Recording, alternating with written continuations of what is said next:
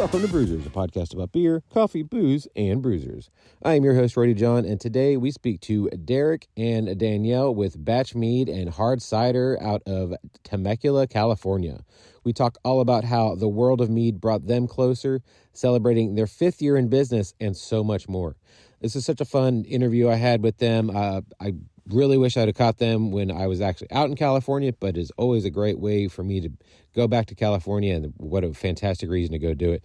Mead is becoming so much bigger now when it comes to the world of alcohol, and I love it, and it's a great option for people who don't like beer, and so you got something going on, and hard cider as well, and they're doing an absolutely amazing things. So we'll definitely get right into it. But first, make sure to sign up for our newsletter. You get even more information about our guests. You get fun facts, and you get to find out what's happening with your favorite podcast, all about beer, coffee, booze, and bruisers. So without further ado, here is Derek and Danielle with Batch Mead and Hard Cider.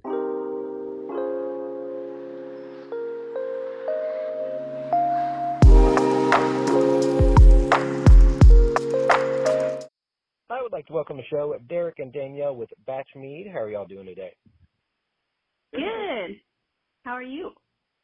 Doing well. So for those listening, kind of paint us a word picture. What's going on around you? Where are you at? Well, we are currently at our tasting room and production facility in Temecula. So we're in Temecula, California. It's a little cold here right now, but we have a kind of a warehouse urban winery tasting room set up here. So we're in our front little welcome area with our bees and hexagons everywhere. We have our fun aesthetic with our green walls and plants everywhere. So I was reading y'all's story, and the pictures on your Instagram are so beautiful, and I'm just imagining being there. And if anybody hasn't checked you guys out, definitely go check out your Instagram. You guys do a fantastic job with your pictures and definitely showing off what your place looks like, and obviously the product as well. But let's go all the way back in time. What is your earliest memory of alcohol? Our earliest memory of alcohol, we were obviously 21, the legal age. Obviously. No one does anything. Yeah.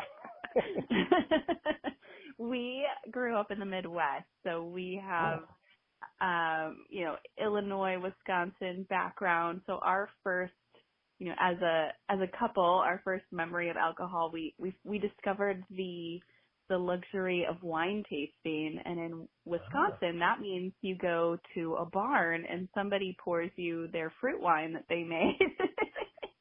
And we were like, wine is amazing. All wine is sweet. So I think our first wine we tried was like strawberry wine, which is not very commonplace in the rest of the U.S. But so that was kind of our first, I think, foray into more of the craft beverage scene in our early 20s.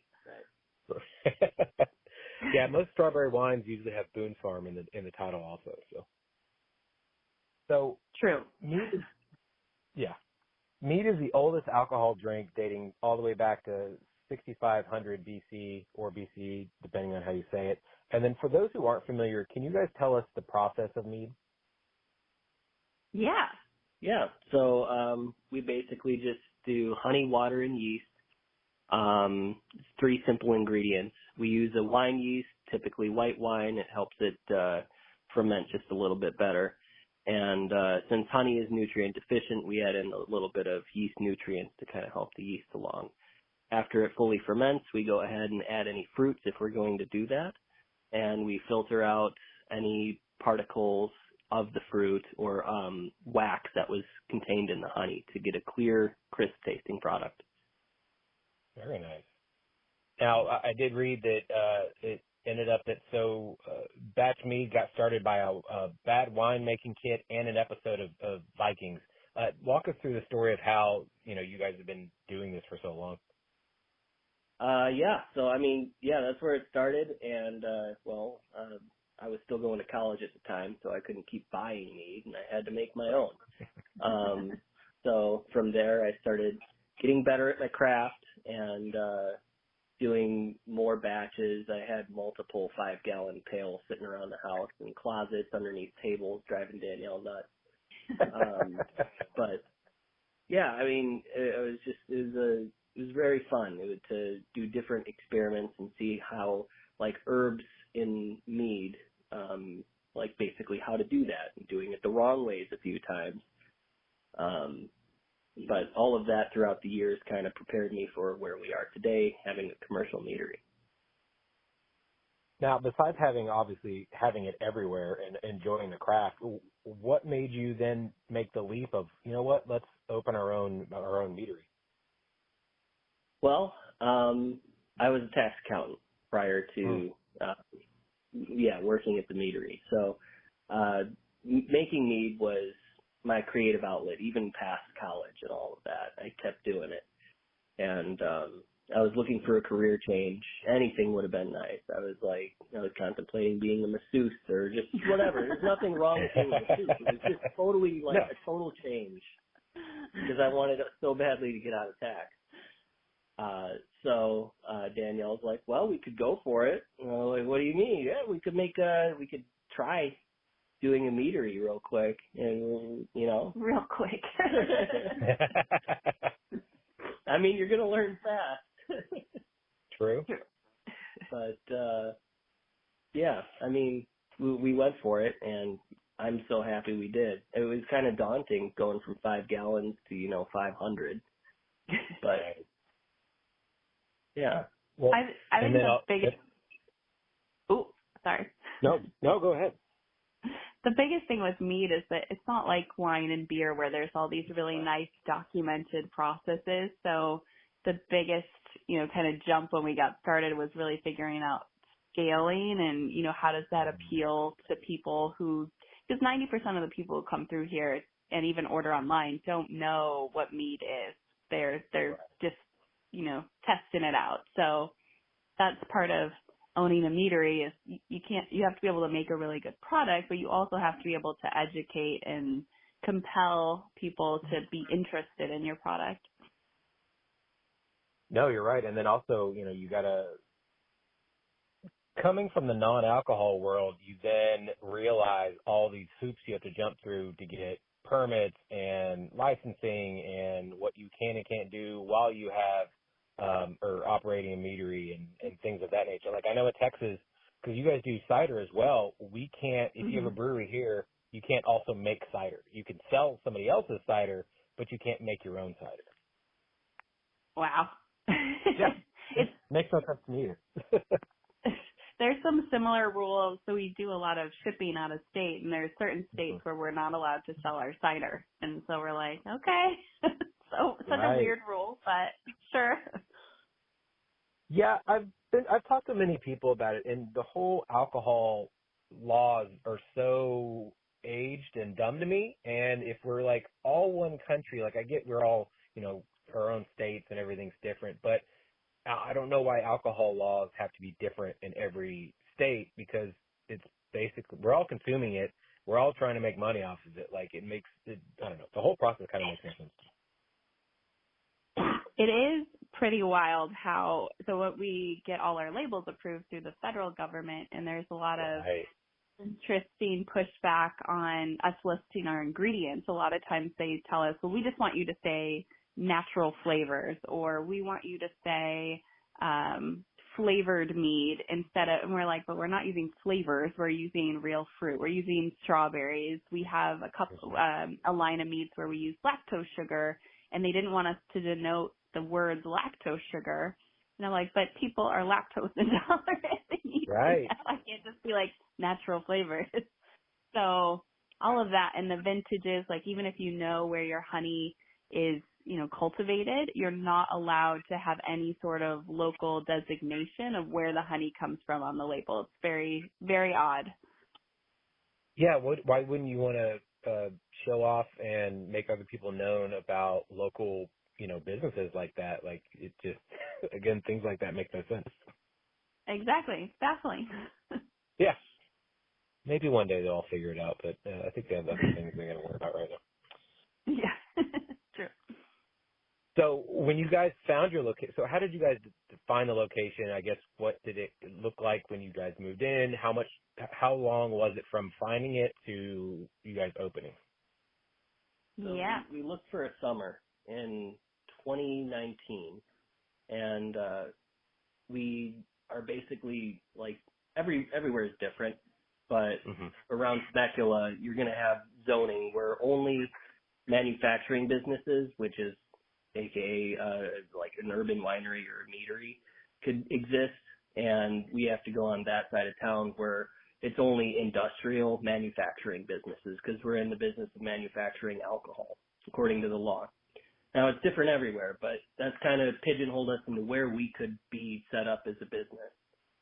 And from there, we got our pick of different industrial commercial suites that we could choose from. And what our place originally looked like was just a warehouse. Had a bunch of racking, some old paint in it. I guess it was a plumber's storage facility beforehand. But we had to rip all that out, take out concrete to install slot drains and put in all the infrastructure that we would need to basically make it a meadery. Slot drains are just like floor drains. But we would do that. We would need electrical, upgraded electrical outlets on all the walls, not to mention a bar that we built. Yeah, we built all. So we picked Temecula because Temecula, probably unknown to most people, but it has SoCal wine country is down here, and people come. Yeah, there's about $2 billion in tourism that comes through Temecula every year. You have people from LA and San Diego, and because we're not as well known for the wine quite yet, we're mostly just known for the experience. It was a great place to slot in mead because people are just looking for cool, fun, new things to do. So we get a lot of people. Probably half the people that come through the tasting room are not local, but they're on a wine tour, or they're hanging out with their friends, or they've met up for a weekend. And so we get a lot of people out here who are in that vein. And so we're on, the opposite side of town is where wine country is, but everybody's very particular, even though we're considered a winery, about where our meadery should live. There's some interesting videos from when we first opened of what our space looked like initially, but it was like a burnt orange color everywhere, and we basically have it, you walk in, there's like a reception area, and then you walk through the doors and you'll see our bar that we built from scratch, as well as all of our fermenters, and we've grown pretty exponentially over the years. We started with some pretty small fermenters, and now we have as big as 1,600 gallon fermenters that we utilize every other month. So there's, a lot of change. We also purchased our building a few months ago too. So lots of good stuff happening. Yeah, thank you. That's huge, because I know a lot of people, that's a lot of issues that I know in this area that breweries have had a problem with, because landlords love jacking that rent up, and even for no reason whatsoever. So I'm glad that you guys actually own it and don't have to worry too much about it, except for, obviously, like if you just bought a new home, you got to worry about all the issues about plumbing and everything like that. Exactly, but I'll take those gladly any day. It was a bit of a nightmare to purchase it, but we got it. Well, so obviously, Danielle, you help decorate it and make it look the way it is. No offense, Derek, but I just had a feeling that she probably had more to do with it. None taken. Yeah.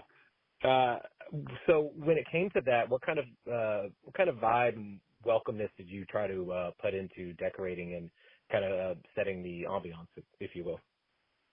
Yeah, so we've been to probably over 40 different meaderies just in the U.S., and everyone has their own kind of look and feel, I would say, and we wanted to go because mead is not very well known. The community that knows mead is very passionate about it, but we wanted to make it less about its historical roots and more about, the approachableness of it and the mead itself. So our aesthetic really, kind of embodies more of the trendy mid-century modern feel, because we wanted to really focus on